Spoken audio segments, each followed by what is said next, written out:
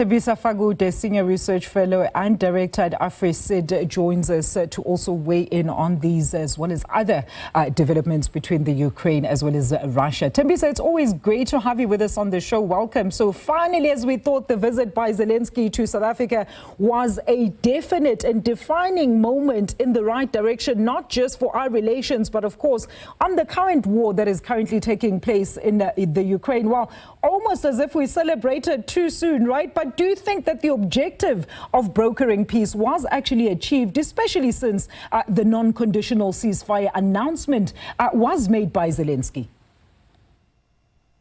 Certainly not. I think this was just one of those ticking the box kind of visits. I mean, he came in, landed, had a joint presser with President Ramaphosa, then he had to rush back home because there was an attack in Kyiv. He has left behind his cabinet, so he says, led by his foreign minister.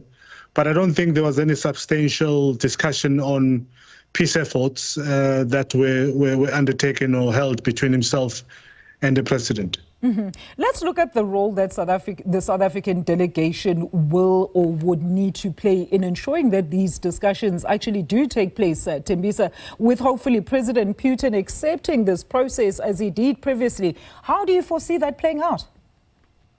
I don't foresee any substantial headway that's going to be made by South Africa or anyone outside the United States at this point in time. Mm-hmm. President Donald Trump has made it clear on what he wants to see in Ukraine and in Russia, and he has imposed certain conditions on both countries.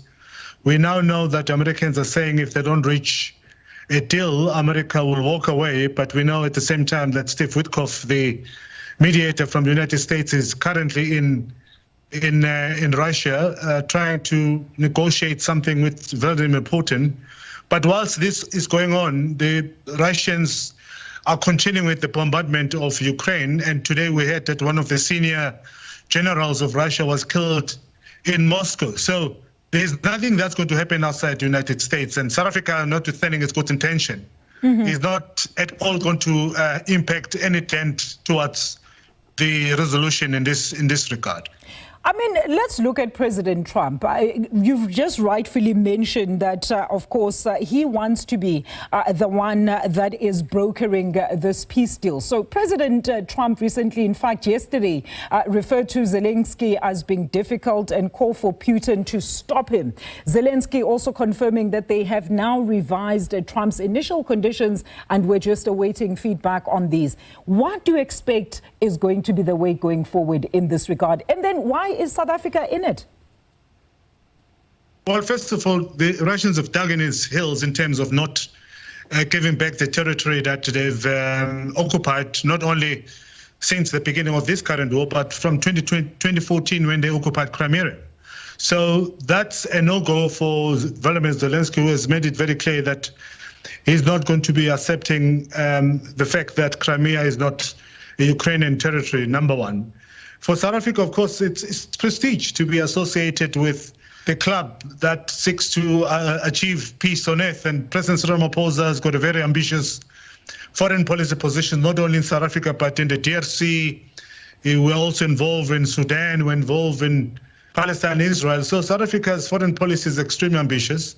And it's all about adding and enhancing our foreign policy stature around the world. But I think this time around, particularly in this war, the stakes are just too high for South Africa to be taken any seriously in consideration. I mean, we know that the latest news now, Thembisa, is that Zelenskyy has now allegedly also linked the missile that were used in the Kiev attack on North Korea to North Korea, and says that Russian forces had tried to use the air assault to cover increased ground attacks. I mean, this is just about reports that I actually compiled about less than 3 hours ago during this war briefing. So let's talk, maybe outline the current relationship with President Trump, with what we understand is happening with President Ramaphosa, as well as the medium factor here, which is the Russian president, President Putin.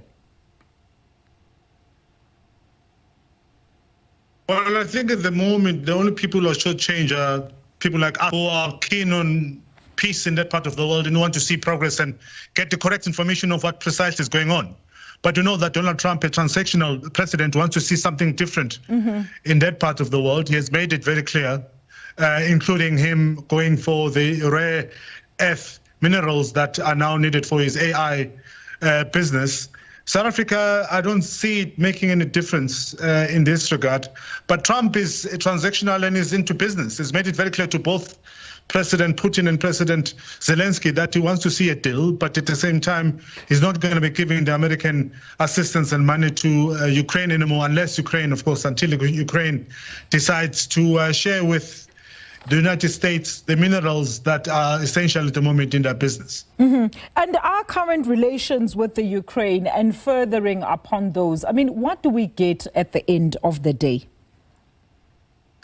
Well, at the end of the day, we get nothing except, of course, for the undertakings that were made by President Zelenskyy in terms of business, cultural exchanges and education.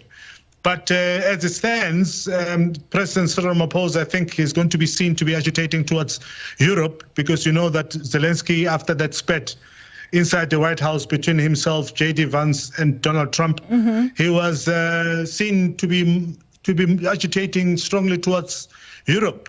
Now we see South Africa inviting President Zelenskyy. Of course, this has been a long-planned meeting, but from where I sit, you might think that South Africa is now moving towards Ukraine, notwithstanding that in the past we were accused of being close to Russia, including arming Russia.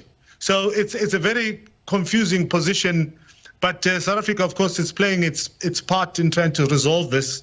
But I don't see any tangible benefit from us entrenching ourselves and trying to resolve this conflict.